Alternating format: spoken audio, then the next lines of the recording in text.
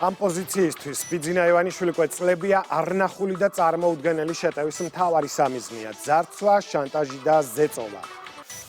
არაფორმალური სანქციები არ იკმარეს და ფორმალური სანქციები დაუწესეს მხოლოდ იმიტომ, რომ ქვეყანა და მისი ეროვნული ინტერესები არაფერზე გაცვალა. ეს არის დასავლური ბიუროკრატიის ცივილიზაციური კოლაფსის კონკრეტული მაგალითი. სანქციები სამართლებრივი არგუმენტების და უფლებების დაცვის შესაძლებლობების გარეშე.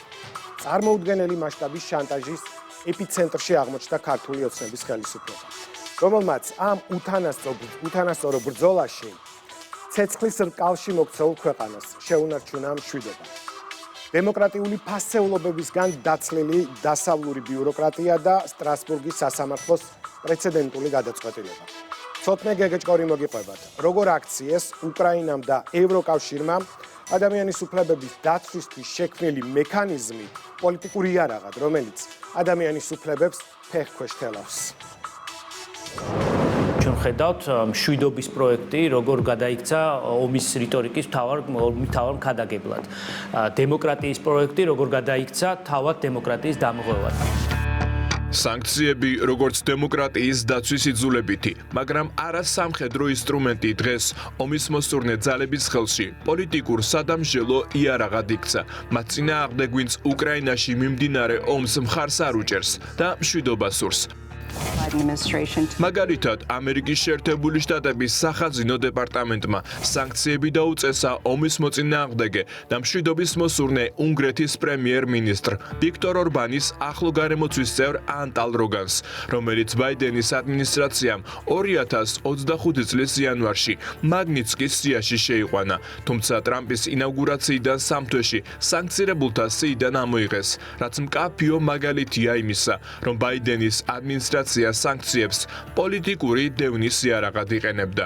თითქოს კორუფციასთან კავშირის მიზეზით 2023 წელს მაგნიცკის სია გამოიყენეს სერბეთის ვიცე-პრემიერის ალექსანდრ ვულინის დასასჯელად, რომელმაც 2022 წელს უკრაინაში რუსეთის შეჭრის შემდეგ განაცხადა, რომ სერბეთი არ მიიღებს მონაწილეობას ანტირუსულ ისტერიაში.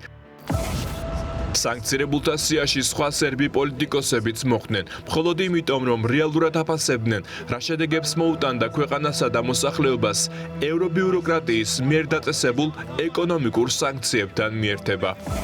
ამერიკის შეერთებული შტატების ცენტრალური სადაზვერო სააგენტოს ხელმძღვანელი მესაუბრა და მითხრა: ბატონო ვულენ, ჩვენ ვიცით, რომ თქვენ არც რუსეთის აგენტი ხართ და არც კრიმინალი, მაგრამ სტრატეგიულად ეწინააღმდეგებით ჩემი მთავრობის შეხედულებებს. ზუსტად ასეა, აბსოლუტურად სწორია, რადგან მისი მთავრობის სტრატეგიული პოზიციებია კოსოვოს აღიარება, სერბთა რესპუბლიკის მიტოვება და რუსეთის ფედერაციისთვის სანქციების დაწესება. ეს არ მოხდება, სანამ ალექსანდრ ვუჩიჩი სერბეთს მართავს და სანამ მე სერბეთის მთავრობაში ვარ. წერტილი. სერბეთის პრეზიდენტის ალექსანდრ ვუჩიჩის, ისევე როგორც უნგრეთის პრემიერ-მინისტრის სუვერენული და საკუთარი ქვეყნების მოსახლეობის ინტერესების გათვალისწინებით წარმოებული პოლიტიკა თანხვედრაშია საქართველოს ხელისუფლების პოზიციასთან. რუსეთის წინააღმდეგ სანქციების დაწესება ან ომში ჩართვა მიწასთან გაასწორებს ჩვენს ქვეყანას. ამის მაგალითია დღეს უკრაინა და 2008 წელს იყო საქართველო. სწორედ ეროვნული პოზიციის გამო, სხვადასხვა გამოგონილი მიზეზებით და უარგუმენტო ბრალდებებით ბაიდენის ადმინისტრაციამ სანქციები დაუწესა ქართული ოცნების დამფუძნებელს, ბიძინა ივანიშვილს, რომელმაც შანტაჟისა და მუქარის მიუხედავად ქვეყნის ინტერესების დაცვაზე უარი არ თქვა. სანქცირებულთა სიებში მოხვდნენ ხელისუფლების წარმომადგენლები, ძალოვანი უწყებების სხვადასხვა თანამდებობის პირები და მოსამართლეებიც კი, მათ შორის მაგნიცკის, ბრიტანეთის მთავრობის, უკრაინის და ევროკავშირის წევრი ბალტიისპირეთის ქვეყნების მიერ დაწესებული სავიზო აკრძალვების სიებში, ყოველგვარი კონკრეტული მტკიცებულებების გარეშე, მხოლოდ ზოგადი ბრალდებებით, აქციებზე ადამიანის უფლებების დარღვევის, მოსამართლეთა მხრიდან მიღებული თითქოს და პოლიტიკურად მოტივირებული გადაწყვეტილებების, თუ საქართველოს შავხრელად ქცევის ცრუბრალდებით, თითქოს რუსეთი ჩვენს ქვეყანას სანქციების გვერდის ასავლელად იყენებს. ეს არის ინსტრუმენტი იმისთვის, რომ მოხდეს ადამიანის სტიგმატიზება, როგორც საერთაშორისო დამნაშავისა, ისე რომ არანაირი მტკიცებულება არ აქვს. ესტონეთის საგარეო საქმეთა სამინისტრო არასასრულ პირებად გამოაცხადა საქართველოს პარლამენტის საგამოძიებო კომისიის ყველა წევრი.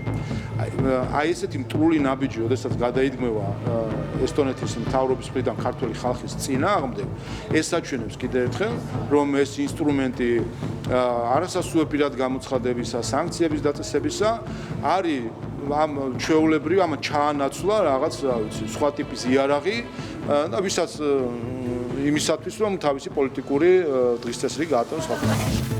და ეს იმის სპონსორი, როცა ევროკავშირის წევრი ქვეყნები თავად არღვევენ მათ მიერვე დაწესებულ სანქციებს. მაგალითად, გასულ კვირაში ლატვიური ტელევიზიით იმის დამადასტურებელი მასალა გავიდა, რომ 2024 წელს სანქციების დარღვევით ლატვიის გავლით რუსეთში მოხვდა თითქმის 2000 ტონა ნატურალური კაუჩუკი, რომელიც სამხედრო თვითმფრინავების წარმოებაში გამოიყენება. მაშინ, როცა უკრაინა ომშია, ევროპა არც რუსულ გაზზე ამბობდა უარს. და მისი ტრანზიტისთვის შემოსავალს უკრაინაც იღებდა. პარალელურად მთელი ევროპა და დანარჩენი მსოფლიო აგრძელებდა რუსული ალმასებით ვაჭრობასა, თუ რუსული სამთო მეტალურგიული გიგანტისგან, ნორნიკელისგან მიღებული ნედლეულით მანქანების წარმოებას. ამას გარდა თავად ევრობიუროკრატიამ გვაჩვენა კონკრეტული მაგალითი მართლმსაჯულების საქმიანობაში ჩარევის, როცა რუმინეთში მათ მიერვე რეფორმირებულ სასამართლოს გააუქმებინეს არჩევნების პირველი ტურის შედეგები, რომელშიც მათთვის მიუღებელმა კანდიდატმა გაიმარჯვა.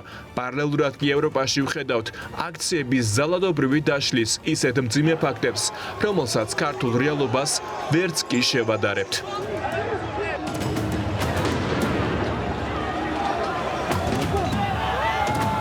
სამწუხაროდ ზოგიერთმა ევროკავშირის ზოგიერთმა წევრმა ქვეყანამ პოლიტიკურად ნაკარნახევი გადაწყვეტილებები მიიღო, როდესაც შეუზღუდა მაგალითად ზოგიერთ ჩემს კოლეგას საკუთარ ტერიტორიაზე გადაადგილება, თან ეს როგორ? ისე, რომ არანაირი შესაძლებლობა ან გაერკვია რატომ, რისთვის რეალურად რა არის ფუნდა საფუძველი მტკიცებულება რა არის, რატომ რა დააშავა, ასე თქვა, ამ მიმართულებით, ასევე საკუთარი არგუმენტაციის წარდგენის შესაძლებლობა არ მისცა. ეს არის იმდენად ხისტად დარღვევა, უხეშად დარღვევა ადამიანის უფლებების, რომ ახლა უბრალოდ შეუძლებელია სხვა თუ არა პოლიტიკური არგუმენტაცია ვეძებოთ ამ პროცესში. სწორედ სამართლებრივად დაუსაბუთებელი ბრალდებების საფუძველზე დაწესებული პოლიტიკურად მოტივირებული სანქციები აჩენს კითხვას, რომელსაც დასავლური ბიუროკრატია აქამდე განგებ უპასუხოდ ტოვებდა. აქვს თუ არა დასანქცირებულ პირს შესაძლებლობა გაიგოს კონკრეტულად რისთვის დაისაჯა, რა ბერკეტი აქვს ამ სანქციის გასაჩივრების, ან ზოგადად სასამართლოს გზით საკუთარი უფლებების დაცვის. მაშინ, როცა სანქცია მხოლოდ პოლიტიკური გადაწყვეტილებაა და არა სასამართლოს განაჩენი. და სახეზეა ფაქტი, რომ ის შეფუთულია ადამიანის უფლება და დაცვის იძულების მექანიზმად. ამ დროს კი თავად ხელყოფს ადამიანის უფლებებს, შესაბამისად დემოკრატიის არსს. სწორედ ამ დილემაზე იმსჯელა ადამიანის უფლებათა ევროპულმა სასამართლომ, საქმეზე რომელიც უკრაინის წინააღმდეგ ერთ-ერთმა იურიდიულმა პირმა შეიტანა. სტრასბურგის სასამართლომ კი დაადგინა, რომ უკრაინის ხელისუფლება და ამერიკის შეერთებული შტატების წინა ადმინისტრაცია სანქციებს კონვენციის 13 მუხლის დარღვევით იყენებდა. ადამიანის უფლებათა ევროპულმა სასამართლომ დაასკვნა, რომ მოსარჩელე კომპანიისთვის სანქციის დაწესებით მოპასუხეს სახელმწიფომ მოსარჩელის შემთხვევაში დაარღვია ადამიანის უფლებათა ევროპული კონვენციის პირველი დამატებითი ოქმის პირველი მუხლით დაცული უფლება.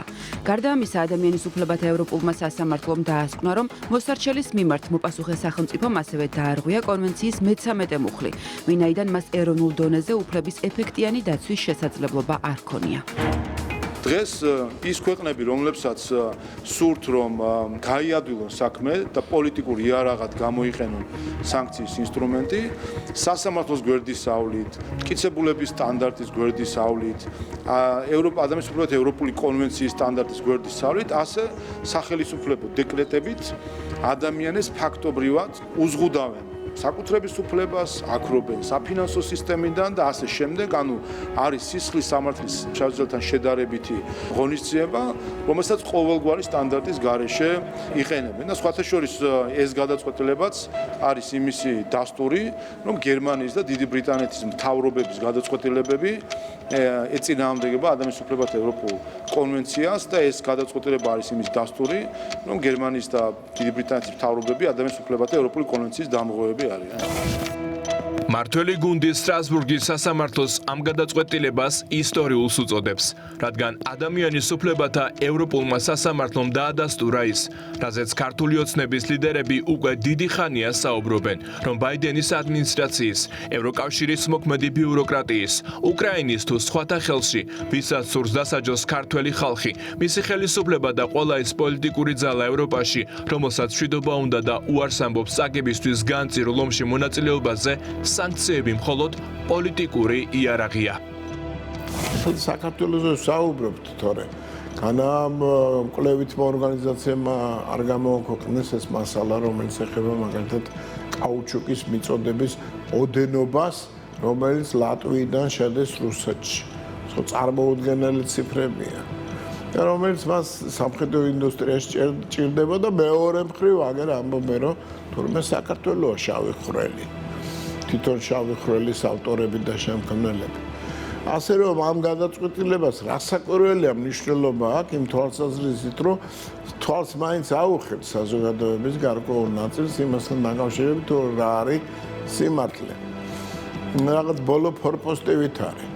ნუ იმედად მოგვევლინა ახლა ახალი ადმინისტრაცია ამერიკის შეერთებული შტატების, მაგრამ ყველა გავითავისოთ და არაფერი ამაში განსაკვირი არ არის, რომ იგი თავის ინტერესებით იმოქმედებს. ევროპის მიმართ მისი რადიკალურად შეცვლილი პოზიცია უარესობისაკენ, რასაკვირველია განაპირობა იმ რეალობამ, რაც ევროპამ შექმნა. ადამიანის უფლებათა ევროპული სასამართლოს გადაწყვეტილება პრეცედენტულია და ის არ ეხება მხოლოდ უკრაინის ხელისუფლებას. ის აფასებს ყველა იმ ქვეყნის ხელისუფლების გადაწყვეტილებას, რომელიც სანქციებს აწესებდა სუბიექტურად დასაბუთებისა და მტკიცებულებების გარეშე, რითაც ეს მექანიზმი ომის მოსურნე ძალებმა დღეს მათთვის არასასურველ და მიუღებელ პოლიტიკურ ჯგუფებთან ანგარიშსწორების სადამშელო იარაღად გადააქციეს.